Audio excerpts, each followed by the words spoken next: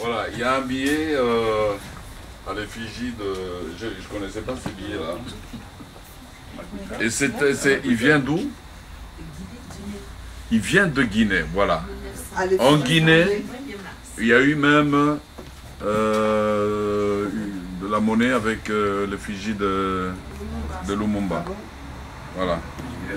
Et au Congo, on ne connaît que l'histoire du fait qu'il était communiste et que c'était une raison suffisante pour l'éliminer.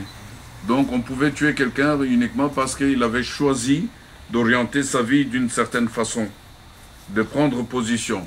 Et qu'aujourd'hui, bon, j'ai pas envie de parler de ce monsieur, mais je vois dans certains journaux qu'on parle de quelqu'un comme Dutroux qui exige d'avoir une télévision dans sa cellule. Je dirais aujourd'hui, c'est une autre époque. Ce n'est pas comme il y a 50 ans. Alors raison de plus qu'aujourd'hui, on oublie quand même de continuer à croire que Lumumba avait tort de penser comme il pensait.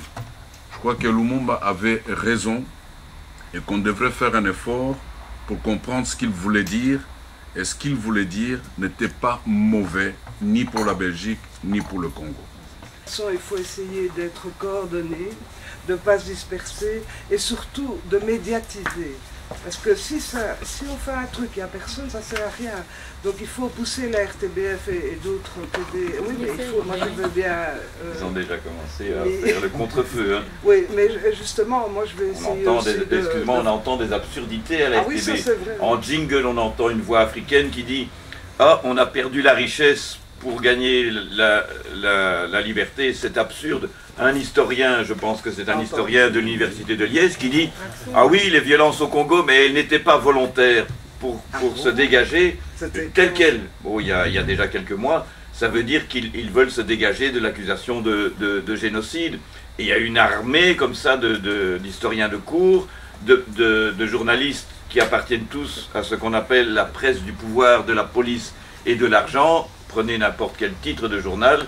Il y a une campagne intense et la repentance, pour moi, la repentance, c'est une façon de pérenniser l'exploitation néocoloniale. La repentance, ce sont des sentiments abstraits, religieux, etc., qui n'ont rien à voir avec la réalité des rapports entre les métropoles, l'impérialisme et les néocolonies. Donc le collectif Mémoire coloniale a organisé donc aujourd'hui cette conférence de presse pour annoncer l'action qu'il organise dimanche 17, donc dimanche prochain, qui sera un hommage à Patrice Lumumba, 49 ans après son assassinat. Et cet hommage aura pour objectif de dénoncer les responsabilités de la Belgique quant à cet assassinat. Et le collectif Mémoire coloniale, dans le cadre du cinquantenaire de la non-indépendance, lance un appel 2010. Il est temps que la Belgique reconnaisse ses responsabilités historiques, excuses et réparations. Et donc voilà, c'est le but de cette conférence de presse, c'est d'appeler et de mobiliser, de relayer l'appel du collectif pour que la commémoration du cinquantenaire de la non-indépendance ne soit pas une commémoration festive, uniquement culturelle, etc., mais aussi une commémoration politique et que la Belgique fasse un travail historique de reconnaissance de son terrible passé avec le Congo. Est-ce que vous pouvez expliquer comment cela va-t-il se passer concrètement ? Concrètement, l'hommage à Patrice Lumumba se passera à Ostende, en mer du Nord, sur la Jetée. Et donc, on prévoit un départ groupé à 9h30, dimanche à la gare centrale, dans le Grand Hall. Et on va se diriger ensemble vers la Jetée. Là-bas, il y aura donc une cérémonie avec différents discours, notamment un discours d'Antoine Tsitsungu Kongolo, qui est donc un historien congolais, et également Guy Debouc, qui est un historien belge. Et après les discours, on va symboliquement déposer 49 roses rouges dans la mer du Nord, donc pour commémorer les 49 années volées au peuple congolais, et une de plus pour le cinquantenaire de la non-indépendance du Congo. Et donc voilà. Et après, la cérémonie d'hommage, la commémoration, il y aura une promenade anticoloniale qui sera guidée par Lucas Catherine, qui est un historien belge. Et on va donc se promener dans Ostende pour découvrir les différents monuments néocoloniaux, connaître l'histoire qu'ils nous enseignent, notamment, plutôt spécifiquement sur Lumumba et la lutte de Lumumba et de ses compagnons pour l'indépendance congolaise. Voilà, Monsieur Dieudonné Kabongo, vous êtes artiste congolais de renom international et vous participez également aux commémorations de l'anniversaire du décès ou de l'assassinat de Patrice Emery Lumumba. Et à la veille du cinquantenaire de l'indépendance du Congo, quel pourrait être ou quel est à votre avis le rôle que doit jouer Lumumba même s'il est absent? Je pense que Patrice Lumumba ne peut qu'être encore plus présent à travers la vision qu'il avait de ce pays-là et de ce peuple-là. Parce qu'aujourd'hui, ce qui manque au peuple congolais, c'est une vision. Et c'est même une définition, la définition du Congo, la définition de ce qu'ils sont par rapport à ce pays-là. Et que ce n'est pas normal aujourd'hui que les Congolais ont une tendance à vouloir fuir ce que tout le monde considère comme un vrai paradis sur terre pour aller ailleurs, où ils souffrent, où ils sont humiliés. Il n'y a qu'à voir ce qui se passe dans la diaspora. Ici en Belgique, par exemple, nous ne sommes pas toujours heureux. Et commémorer le 50e anniversaire de l'indépendance sans toutefois se pencher sur le discours, sur la pensée de Lumumba, serait tout simplement une erreur. Et on passerait encore à côté de la plaque.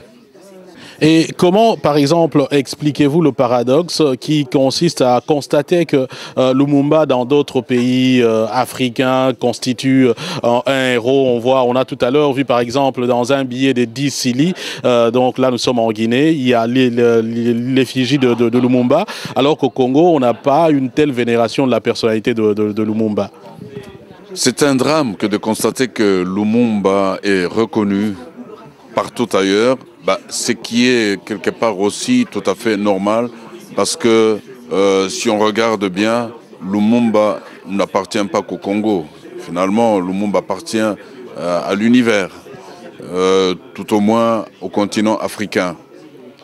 Mais ce qui n'est pas vraiment normal, c'est que encore aujourd'hui, ce nom-là reste plus ou moins tabou dans nos milieux, même chez nous les Congos, parce que, encore une fois, on est toujours sous la pression de ce que voulait nous mettre dans la tête, déjà, le colon, et puis après, ce qu'on a appelé les coopérants, et puis peut-être aussi d'autres qui essaient de nous dire que le vrai chemin à suivre, ce n'est pas celui qui répond à votre réalité, c'est celui qui vous amène vers ce que nous pensons être bon pour vous.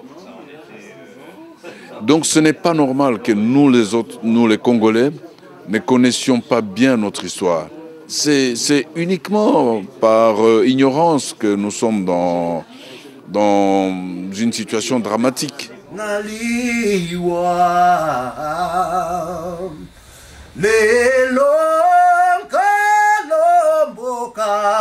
Bokoye banga besonyo soto telema bonabana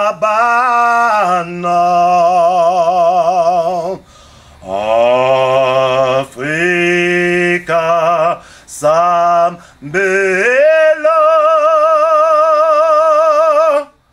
bato bate Lema Biso Kolomboka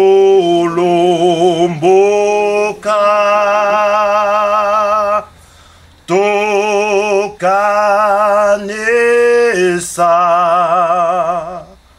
Mboka